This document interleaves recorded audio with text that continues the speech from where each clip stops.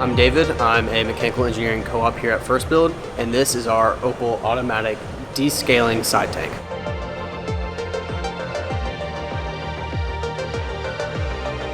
We love the Opal, but one of our number one pain points is descaling it.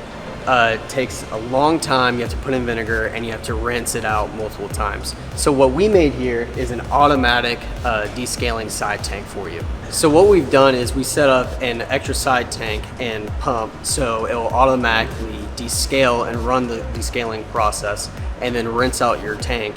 So all you have to do is turn it on and then refill with fresh water when it's empty. So we think this is going to be great for all our Opal users because we know that scale is going to build up if you're using tap water in your Opal.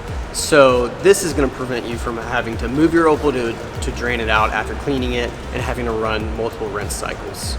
So if you have an Opal and you hate descaling it and you know it's a hassle and you want an automatic solution to descaling, because we know that'll make the Opal run longer, run quieter, and you'll get better ice out of it. We plan on continuing this project, so hopefully you'll see it as it evolves and goes, but we really want your feedback, so let us know, and thank you for watching.